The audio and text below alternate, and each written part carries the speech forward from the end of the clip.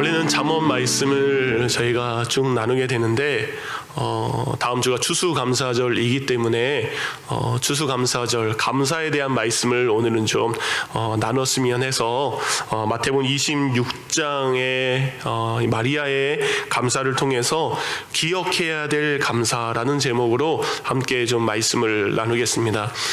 마태복음 26장을 이렇게 쭉 처음에 읽어가다 보면 서로 다른 두 무리가 나오게 됩니다.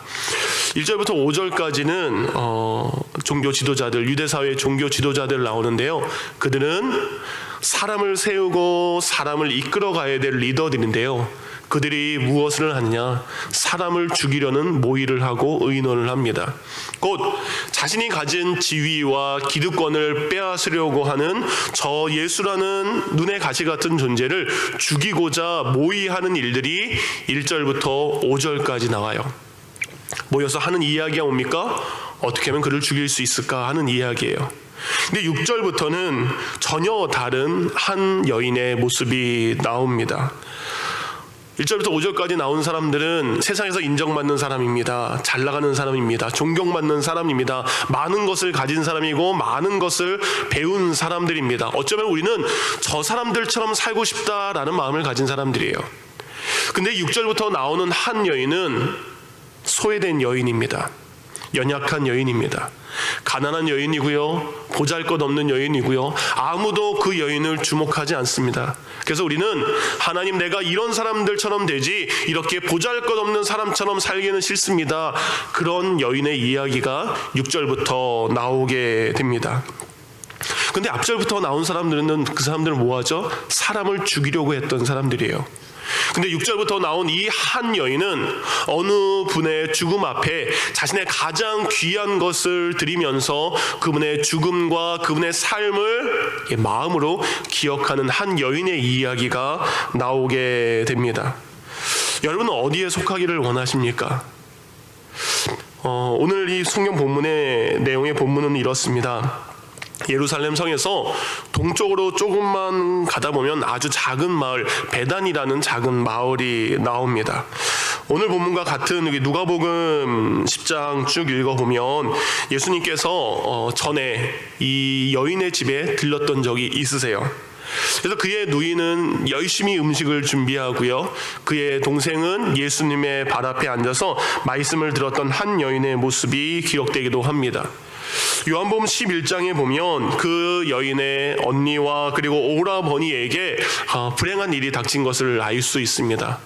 아마 부모님이 계시지 않았던 이 가정에 믿어 살았던 오라버니가 병에 걸려서 죽고 말았어요. 수많은 병자들의 아픔을 치유하신 예수님의 이야기를 알기 때문에 이 언니와 이 여인은 예수님을 기다렸죠. 근데 예수님은 오시지 않았습니다. 그리고 오빠는 결국 병에 걸려서 죽고 말았어요. 하루, 이틀, 사흘, 나흘이 돼서야. 그래서 벌써 시체를 동굴 속 무덤에 장사된 후에 예수님이 그때 그곳을 방문하게 되죠. 근데 예수님은 그의 오라버니의 그 무덤 가운데 이렇게 외칩니다. 나와라, 나와라. 바로 누구입니까? 나사로야, 나와라 라고 외치시게 됩니다. 죽은 지 사흘이나 된 그는 수건을 동동동동 감은 채로 나오게 되는 위대한 기적을 체험하게 되는 거죠. 이 일을 겪은 한 여인, 이 일을 본 한 여인의 이야기가 오늘 성경에 나오게 됩니다. 여러분에게 질문을 하나 할게요. 예수님께서 향유 옥합을 깨뜨려서 기름으로 이렇게 아주 귀한 것으로 몸에 기름을 물론 받으셨죠. 이게 몇 번 있었을까요? 성경에 마태, 마가, 누가, 요한 복음에 향유 옥합을 깨뜨려서 예수님께 드린 이야기가 공통적으로 나옵니다. 그럼 예수님께서는 몇 번 향유 옥합을 이렇게 머리나 발에 적시셨을까요? 장하나 집사님 찍어보시기 바랍니다. 2번. 승리의 두 번. 예, 정답입니다. 보통 저희가 그 막달라 마리아가 찬양 가운데 예수님께 향유 옥합을 받다 기었다라고 부었다라고 하는데요. 이 사건은 실은 별개의 사건입니다. 그러니까 저희가 오늘 읽은 마태복음 26장, 요한복음 12장, 마가복음 14장은 바로 나사로의 동생 마리아예요. 그러니까 베다니에 사는 마리아가 예수님께 부은 것입니다. 그래서 요한복음 12장에 보면 정확하게 나와요. 그의 오라버니가 죽었다가 살아난 그 마리아가 예수님께 향유 옥합을 부었다. 그러니까 같은 마리아지만 이 마리아는 구분하기 위해서 어디에 사는 마리아? 베다니라는 동네에 사는 나사로의 동생 마리아입니다. 근데 누가복음 7장에 나온 마리아는요, 이름은 같지만 다릅니다. 그 여인은 7번 귀신 들렸던 여인이에요. 7번 귀신 들렸던 그 여인이 예수님의 말씀에 의해서 귀신에서 노임을 받고요, 그리고 참된 자유를 얻게 됩니다. 그래서 누가복음 7장 37절부터 39절을 보면 저희가 읽는 마리아와 이때 나온 마리아가 서로 다른 것을 알 수 있습니다. 읽어드릴게요. 보라, 그 도시에 죄인인 한 여자가 있었는데 그녀가 예수님께서 바리새인의 집에서 음식 앞에 앉는 것을 알고는 향유를 다금은 옥합을 가지고 와서 그분 위에 눈물을 흘리며 그분의 발곁에 서서 눈물로 그의 발을 씻기 시작하여 자기의 머리털로 발을 닦고 그분의 발 앞에 입을 맞추며 향유를 발에 부으매라고 되어 있습니다. 그러니까 이 여인은 귀신 들렸던 여인이에요. 막달라라는 동네에 사는 마리아라는 여인이 드린 겁니다. 그러니까 이 사건은 예수님의 사역 초기에 일어나는 거예요. 근데 지금은 바로 마태복음에 나와 있는, 요한복음에 나와 있는 이것은 예수님께서 돌아가시기 직전에 일어난 사건입니다. 어느 한 여인은 예수님의 사역 초기에 예수님의 사역을 준비하면서 그 길을 가는 예수님 앞에 자신의 가장 귀한 것을 드렸습니다. 어떤 한 여인은 예수님의 죽음 앞에 그분의 장례를 준비하며 가장 귀한 것을 드렸던 것을 알 수 있습니다. 그러니까 오늘 저희가 볼 마리아는 막달라 마리아가 아니라 예수님의 죽음 직전에 바로 죽음을 준비한 여인의 이야기를 잠시 좀 나누도록 하겠습니다. 오늘 잔치가 벌어진 곳은 이 마리아의 집이 아니에요. 오늘 26장 6절은 이렇게 시작합니다. 예수께서 베다니 나병 환자 시몬의 집에 계실 때라고 되어 있어요. 그러니까 마리아의 집이 아니라 나병 환자, 문둥병 환자 시몬의 집에 계실 때 왜 거기서 하셨을까요? 그 사람도 고침을 받았기 때문에, 그 사람도 치유를 받았기 때문에. 그러니까 이 사람은 뭐예요? 예수님이 나의 병을 치료해 주셨습니다라는 그 기쁨을 가지고 마을 잔치를 벌이고 있는 거예요.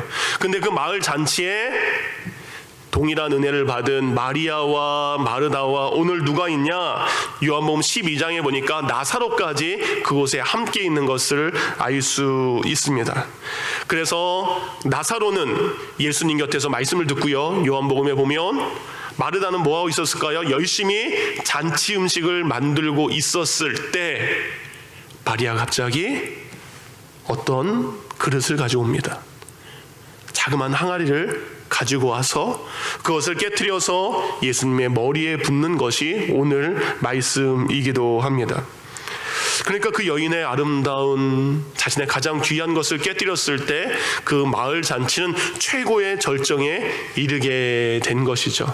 그래서 마리아는 예수님 앞에 자신의 가장 귀한 감사를 드렸다라는 것이 우리가 기억해야 될 감사이죠. 저희가 매년 추수감사절이 다가오면 하는 게 있습니다. 그죠, 장한나 집사님? 이게 왜 있죠? 예, 오늘이 그날입니다. 이게 뭐냐? 추수감사절 항상 이문신 권사님 벌써 탁 눈치를 채시고, 오늘이 그날이구나. 그날이 도적같이 벌써 임했구나. 제 눈을 피하지 마시기 바랍니다. 이춘상 집사님은 아직도 그날이 이날이 그날인지 왜 기억이 없으시죠? 매년마다 제가 있는데 작년에도 했고 그 전에도 했고 뭐 했죠? 한 번씩 돌아가면서 그 해에 감사했던 것을 나와서 한 가지씩 이야기하는 게 이때의 고백 중에 하나입니다. 그래서 조금 있다가 한 분씩 앞자리부터 여기 해주가 먼저 나올지 사모님 먼저 나올지 두 사람이 가위바위보해서 쭉 해서 한 분씩 나오셔서 감사의 조건들을 한 가지씩만 얘기를 해야 됩니다. 너무 많이 하면 이 밤을 셀 수 있기 때문에 그래서 한 가지씩만 감사할 걸 좀 생각해 보시기 바랍니다. 어쨌든 오늘 우리가 기억해야 될 감사, 지난 한 해 동안 여러분이 기억해야 될 감사가 있죠. 그 감사를 우리가 생각해 보고 고백하는 시간입니다. 먼저 마리아는 어떻게 이렇게 감사를 할 수 있었을까?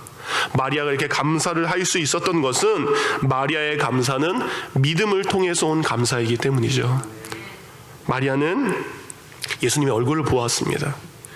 예수님의 음성을 듣기도 했습니다. 그리고 예수님의 입에서 나오는 진리의 말씀을 직접 듣기도 했습니다. 그리고 예수님께서 행하시는 기적도 보았죠. 그러면서 마리아는 깨달았습니다. 무엇을 깨달았을까요?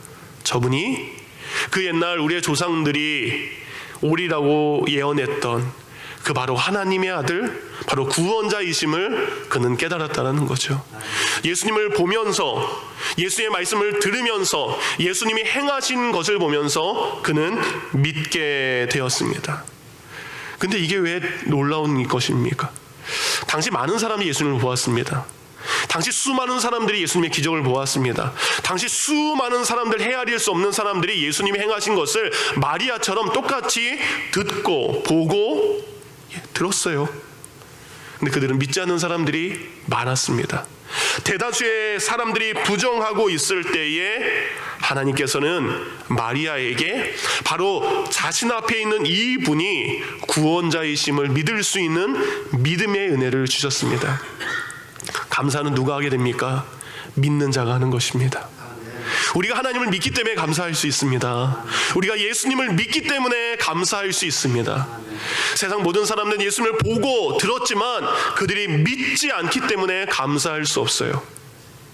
우리는 예수님을 믿기 때문에 내 앞에 계신 이분이 가장 귀한 분이요, 내 앞에 계신 이분이 가장 지극히 높으신 분임을 알기 때문에 그는 그 믿음을 통해 하나님께 감사할 수 있었습니다. 두 번째, 마리아가 감사할 수 있었던 것은, 마리아의 감사는 은혜를 통해서 깨달은 감사였습니다. 여러분, 마리아가 은혜를 받았지만 실은 무엇을 먼저 은혜를 받았느냐? 그 가정에 임한 은혜를 깨달은 여인이에요. 물론 마리아도 예수님의 말씀을 들으면서 은혜를 받았지만 마리아에게 특별한 경험이 있었습니다. 그가 살고 있는 그 집에 임한 하나님의 은혜를 알았어요. 곧 자신의 오라버니를 살린 그 예수님의 크신 사랑을 은혜로 깨달았다는 거죠. 여러분, 나사로가 예수님께 한 것이 없습니다. 뭘 해드렸어요? 마리아와 마르다 예수님께 그게 무엇인가를 대단한 것을 하지 않았습니다. 그럼에도 불구하고 예수님은 자신의 오빠를 살려주셨어요. 곧 죽을 수밖에 없는, 이미 죽었던 자신의 가정을 살리신 하나님의 은혜를 깨달았다는 거죠. 마르다도 같은 은혜를 받았습니다. 나사로도 같은 은혜, 아니면 더 귀한 은혜를 받았습니다. 근데 그것 가운데 가장 큰 감사를 한 사람은 누구예요? 이 마리아입니다.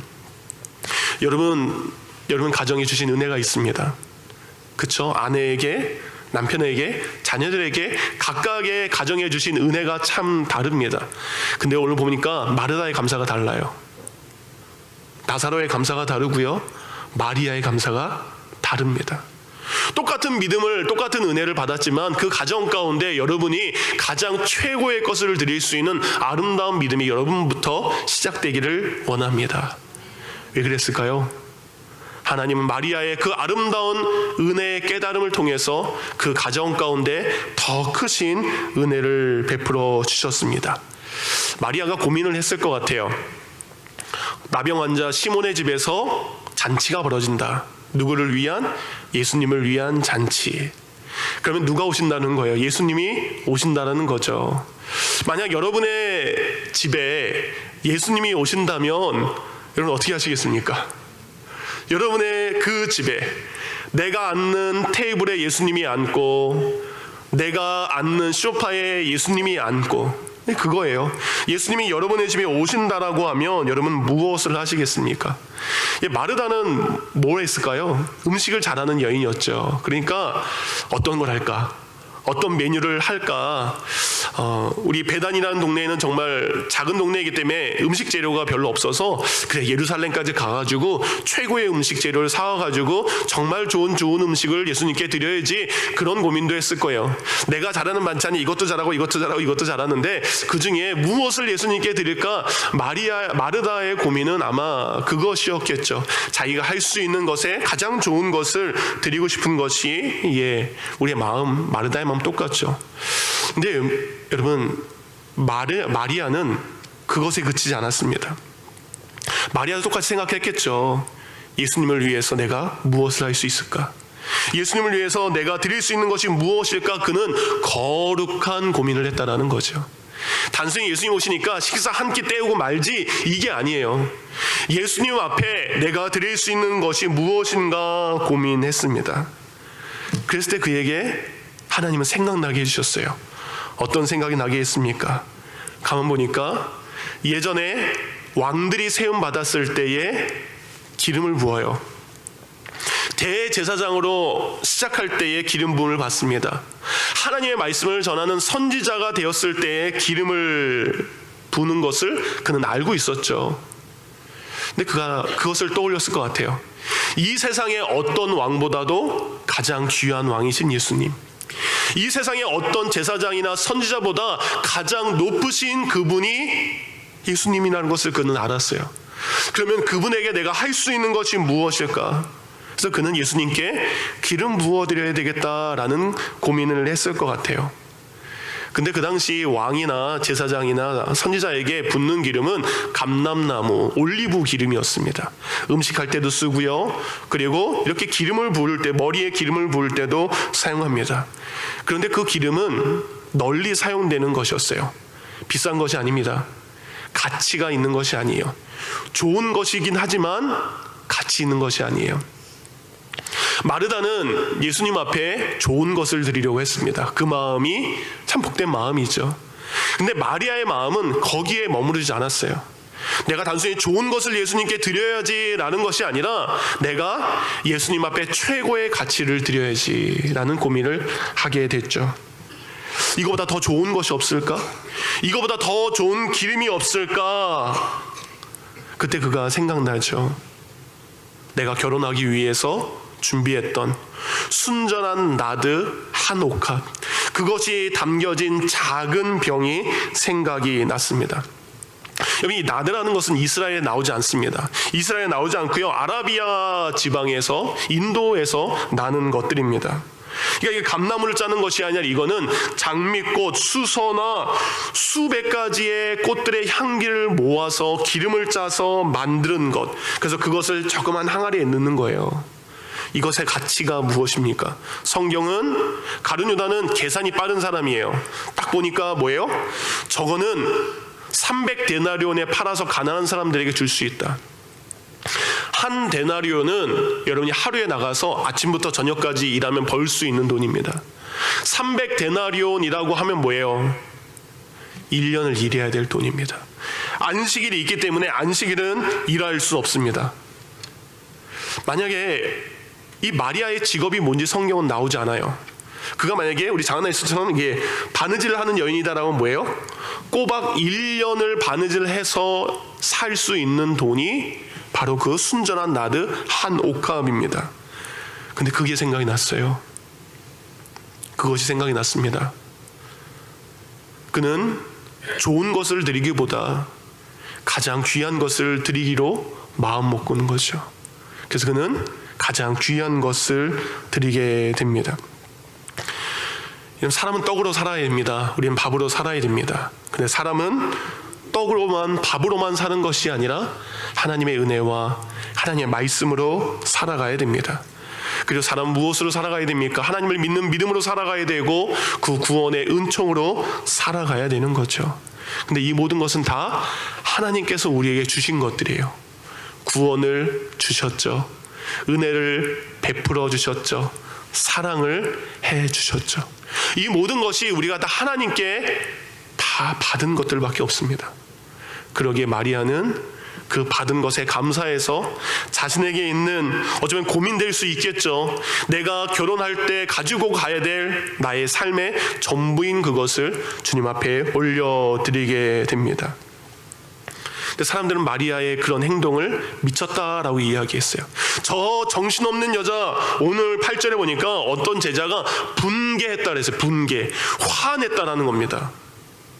왜 그런 짓을 해? 라고 이야기하는 거예요. 여러분, 내가 선한 마음으로 무엇인가를 했는데 사람들이 그것에 대해서 알아주지 않을 때 얼마나 마음이 억울합니까? 그렇죠? 근데 마리아의 마음도 어쩌면 그럴 수 있을 것 같아요. 사람들이 잘했다라고 하지 않고요, 사람들, 거기 있는 사람들이 다 이상하게 생각하거나 누군가는 화를 내는 상황입니다. 마리아의 마음이 힘들었을 것 같아요. 근데 누구는 그 마음을 알아주십니까? 예수님은 그 마리아의 마음을 알아주십니다. 10절에 예수님께서 이렇게 이야기하세요. 저 여자를 괴롭게 하지 말아라. 이건 곧 뭐예요? 마리아가 순간 괴로울 수 있다는 거예요. 근데 예수님은 그 마리아의 마음을 아시고 이렇게 이야기합니다. 그는 내게 좋은 것을 했다. 영어로 보니까 아름다운 것을 했다라고 나오네요. 여러분, 우리가 최고의 것을, 가장 귀한 것을 드렸을 때 예수님은 우리의 중심과 우리의 마음을 아십니다. 마리아가 왜 이렇게 했는지, 얼마나 마리아가 나를 사랑해서 그것을 했는지 예수님은 그 여인의 마음을 한 것이죠. 우리 구제해야 됩니다. 그래서 11절, 가난한 자들은 항상 너희와 함께 있거니와, 이 말씀 뭐예요? 함께 있는 그들을 도와야 된다. 구제하는 것도 중요하다. 그렇지만 지금 해야 될 것은 가장 귀한 것으로 하나님 앞에 내가 헌신하는 것, 그것을 더 요구하는 거죠. 그럼 13절에 이렇게 이야기합니다. 이 복음이 전파되는 곳에 이 여자가 행한 일도 말하여 그를 기억하라.